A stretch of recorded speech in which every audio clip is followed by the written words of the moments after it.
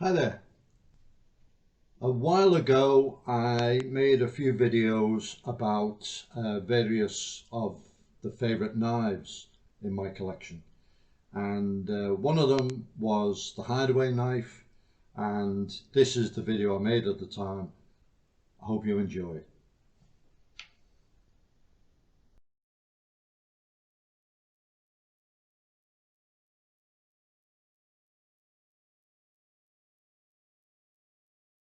Hi there, welcome to this video series on tactical edge weapons. In it we're going to look at a few of the edge weapons that I consider to be the most significant, both fixed blades and folders. Hope you enjoy. In this video we're going to look at the Hideaway knife, the hack. Firstly, we'll look a little bit at the history of the knife, discuss why it was developed. Then we're going to look at some of the specific advantages of this particular design and what makes it a very, very special piece of equipment.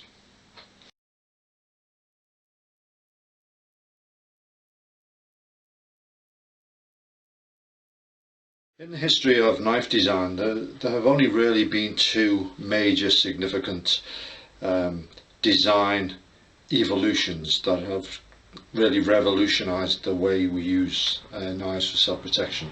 The first one was the development of the tactical folder by Sal Glesser of Spyderco, and the second one is the one I want to talk about now. And it came about as the experiences of a young woman who suffered a violent confrontation, and as a result decided to attend to her self-protection training, firstly by going into pistol work with some leading instructors, getting a license and carrying a concealed carry firearm. She started posting and reading on one of the forums, self-defense forum, and primarily on the use of the pistol. But some of the guys there suggested to her that she needed to also go into the unarmed side, because sometimes you may need to fight to your pistol, etc. She disputed this because, having suffered male aggression, she never believed that she could defeat it unarmed. And then the subject of knives came up, and she saw the possibilities of carrying a self-protection knife. Because of her job, she wore an ID badge, swipe card, and she decided she wanted a knife that would fit behind that. And the guys all came up with different ideas, and the one design that they all suggested, or like a consensus, was this design, the La Griffe knife from Fred Perron, or there's a similar knife called a Bear Claw from Columbia River. And the idea of this is it's a very compact knife. It would fit behind the badge, and you've got this hole which makes retention very, very positive. The woman whose username was Frontsight liked the idea, but it kind of lit a spark in her mind, and she ran with it, and she came up with a different concept, and that was the concept of the capsule, which is the hole that goes over two fingers and locks the knife completely to the hand. And she went off with this design, and this became what's now the Hideaway knife. I was in at the beginning of the discussions, but I think I went overseas and I missed the conclusion of it. And when the knife appeared, there were two things. Firstly, I sort of just saw it as another compact knife, very similar to the Perron. Since I've got several of these already, I really paid a lot of attention.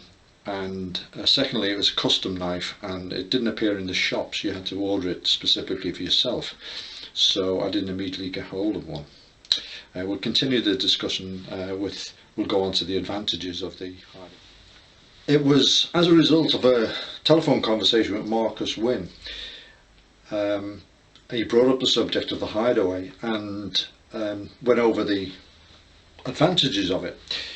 Now, one of the things that kind of passed me by on it is the way you can use it in combination with other essential tools.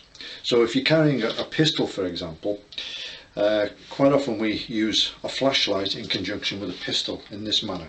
If you have to illuminate or search or identify threats and so on. So you can use two of your tools together. When I was in South Africa, some of the guys there, South African police, had come up with the idea of using a knife, fighting knife, in conjunction with the pistol, and you can use the knife and the pistol and mutually support, particularly in a crowd situation. So you had the opportunity to use two of the tools in that case. With the Hideaway knife, you have the ability to actually use three of the tools. So you can have the Hideaway knife and have that on your offhand.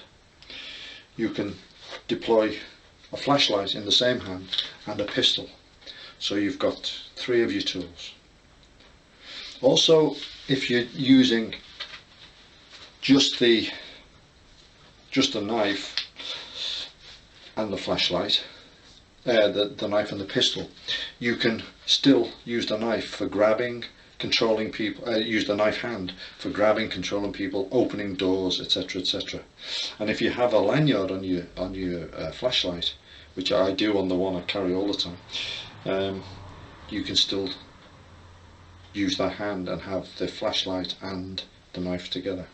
So I decided then I needed a Hideaway, and within a short time Frontsight had sent me a package. So Frontsight sent me a whole package of goodies, including many of the carry systems.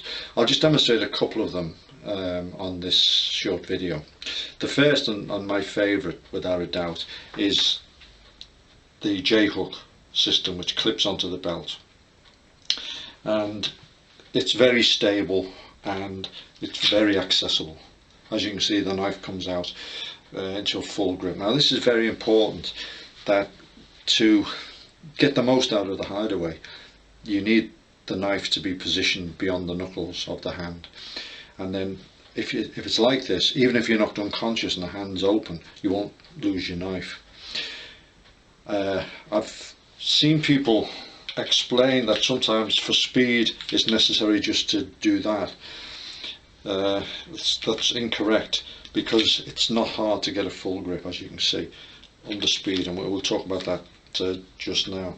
Another system that I like a lot is one which is completely hidden. As you can see, there's no signature for it, but again it comes out to a full grip really fast, and it's this ripcord system. The sheath is held to a ripcord which clips using this little clip here, this clothing clip, within the waistband, and it's a really interesting design.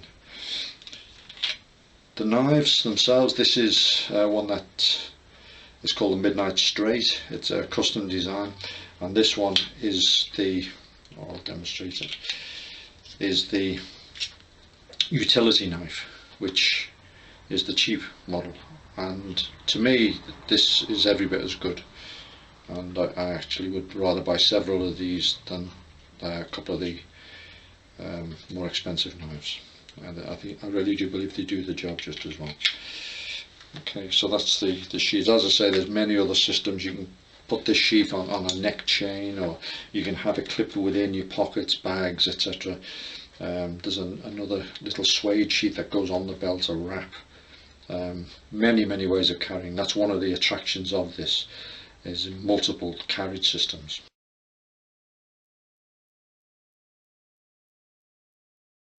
Start the time.